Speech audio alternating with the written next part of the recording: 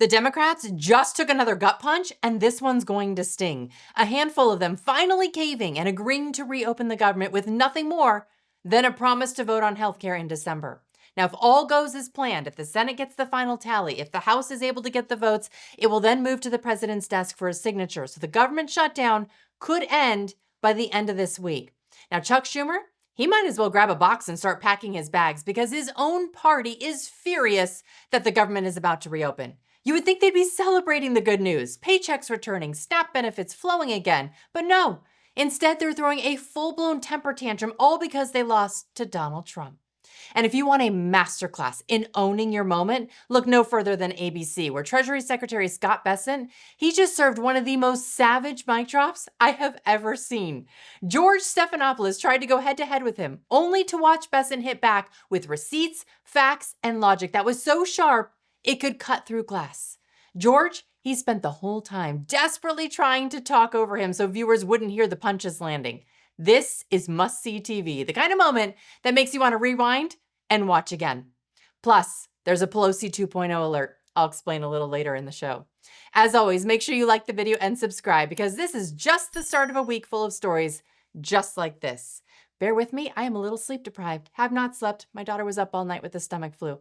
But I am doing my best to rally for you all today. Let's jump in. Democrats, they hate when someone shows up armed with facts. And Treasury Secretary Scott Besson, he didn't just bring receipts to ABC, he brought the whole darn filing cabinet with him. And poor George Stephanopoulos, or let's say Slopadopoulos, as Trump likes to call him, had no idea what hit him. This was one of the most masterful takedowns I've seen on national TV. I mean, you can actually see the moment where George realizes he's lost control of his own show. So watch Besson flip the script, call out George's past rhetoric, and then finish him off with a mic drop that is so smooth, it should come with theme music. George, the best way to do it, and look, you were involved in a lot of these in the 90s, and you basically called the Republicans terrorists, and you said that it is not the responsible party that keeps the government closed. And so what we need is 5 brave, moderate Democratic senators to cross the aisle, because right now it is 52 to 3. 5 Democrats can cross the aisle and reopen the government. That's the best way to do it, George. I can disagree with you about the history there, but we don't need a history lesson right now. George, let's talk about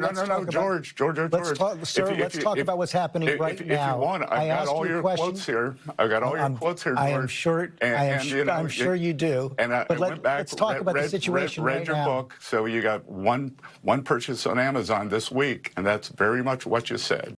I read your book, so you got one purchase on Amazon this week.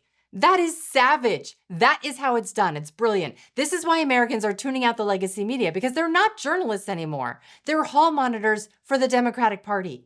Meanwhile, the Republicans, they're showing up with facts, logic, and receipts. And when they actually execute like Besson just did, they win every time. And you can tell the media is cracking. As for the folks over at MSNBC, they're in full meltdown mode. Trump racks up another win, and suddenly half their panel looks like they're processing grief on live television. The good news for Democrats? They finally moved past denial, and now they're in the acceptance stage. Though they're still completely mystified how Trump keeps winning at the games they invented. Watch this. It seems like the president is kind of getting what he wanted 40 days ago when all this started. He was out there saying that, oh, this is all about Democrats trying to give health care to illegal immigrants. He just said that to reporters moments ago, repeated that refrain that Democrats had actually very successfully pushed back against. Then there's all this energy. In the wake of the election on Tuesday, the president made remarks saying basically, wow, Republicans are being harmed by all of this, acknowledging that he was on his back foot. And now here he is. Winning again? How did he do it? How is he doing it? Easy. He's playing chess while Democrats are still trying to figure out the rules of checkers. Schumer and Hakeem Jeffries, they walked straight into this political trap. They held the American people hostage over a wish list that reads like a left-wing Christmas letter to Santa. Money for foreign pet projects, giveaways to illegals, and a healthcare plan that would cost more than Kamala's word salads. Trump didn't just outplay them. He called checkmate before they even found the board. And the optics? Oh, brutal. While Americans are struggling to buy groceries or make it to work because flights are grounded, Elizabeth private jet populist Warren, she's out there deplaning from her luxury ride while voting to keep the government shut down. Of course she's fine with it. The only shutdown she's worried about is her Wi-Fi on the tarmac. And if that wasn't bad enough, Senator Angus King, he admitted what we all know. This whole thing was never about helping Americans. It was about hurting Trump. You have to go back to what the strategy was at the beginning of the shutdown. There were two goals, both of which I support. One was standing up to Donald Trump. The other was getting some resolution on the ACA premium tax credit issue. The problem was the shutdown wasn't accomplishing either goals, and there was practically, well, there was zero likelihood that it was going to.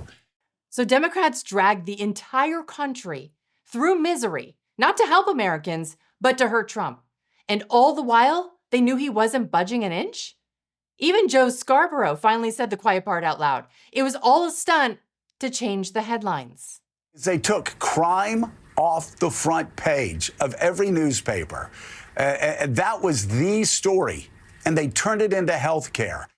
So by that logic, Democrats were fine with Americans missing paychecks and losing benefits as long as the headlines didn't mention crime. That's not strategy. That's political arson. And now the fire's spreading inside their own party. Chuck Schumer, he's back on the chopping block, and this time, the knives are coming from his own side. Do you think Chuck Schumer needs to go after tonight? He should have gone a week ago, a month ago, a year ago. Yes. Yes, you talk about aim and not meeting the moment, right? Every time he gets in front of the camera, the average Democratic voter out there screams, "Be done with you, be done." And this will only accelerate that. Looks like Chuck's days are numbered. But the good news is he's going to have plenty of free time in 2026 to join Joe Biden and Nancy Pelosi for their little post-retirement ice cream socials. Maybe they can start a book club, How to Lose Power and Still Blame Trump.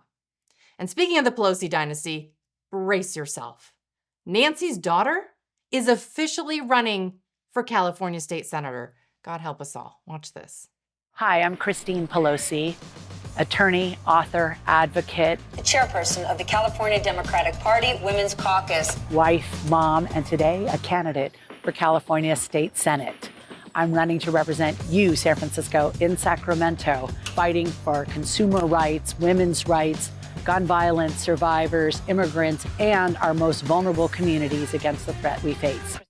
I literally can't with this family anymore. And is it just me, or does she have the energy of a DMV line? Even if I were a Democrat, that speech wouldn't fire me up. It would put me to sleep. And she clearly thinks her last name is just going to do all the heavy lifting here for her in her campaign.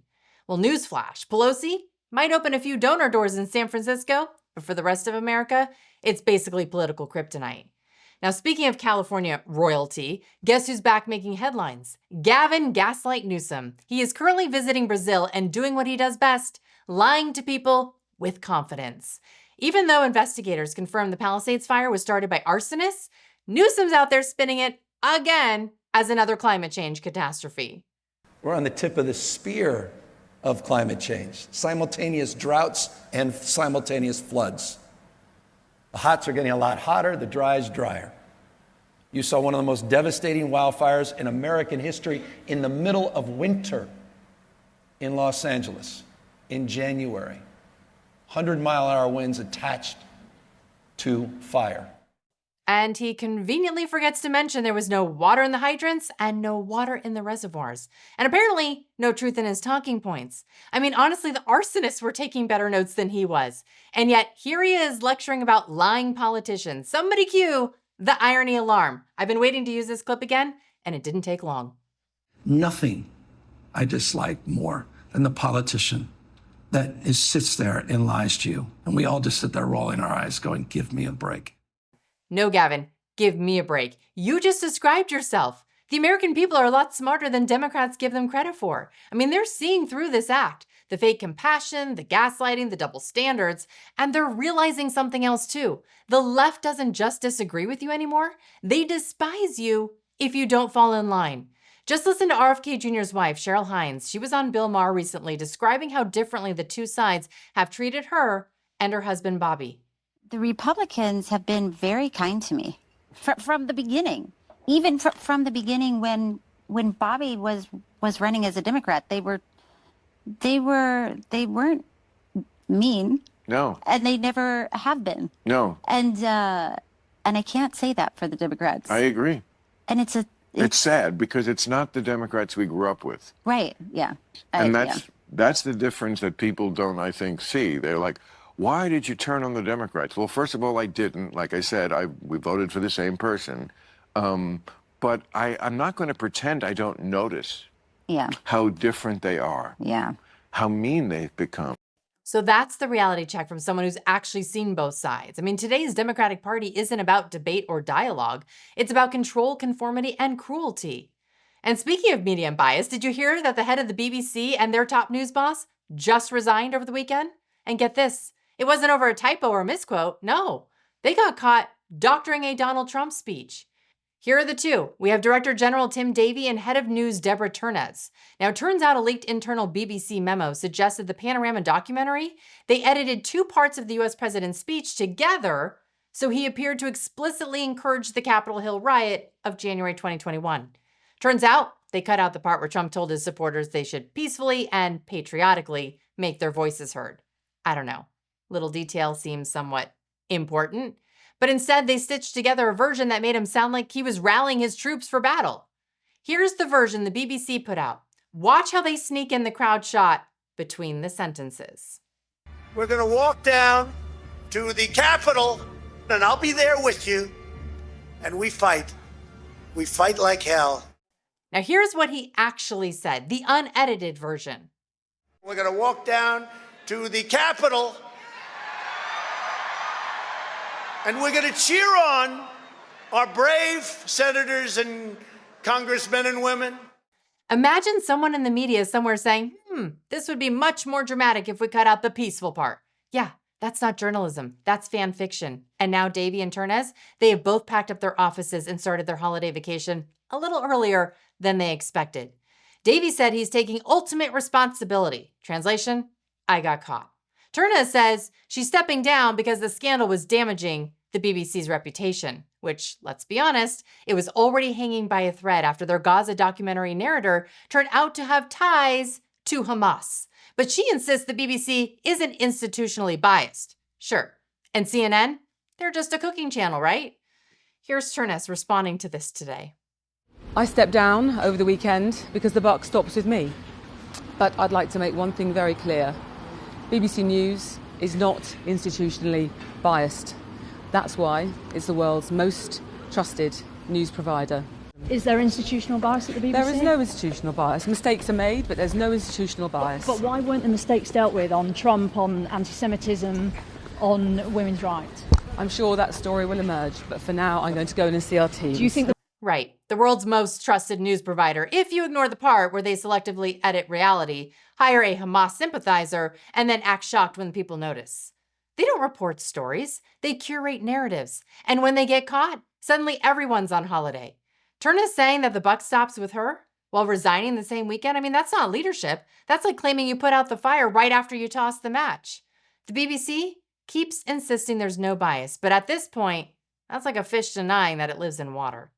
Trump, of course, he jumped all over this story. He posted on Truth Social, writing in part, quote, "Thank you to The Telegraph for exposing these corrupt journalists. These are very dishonest people who tried to step on the scales of a presidential election. On top of everything else, they are from a foreign country, one that many consider our number one ally. What a terrible thing for democracy."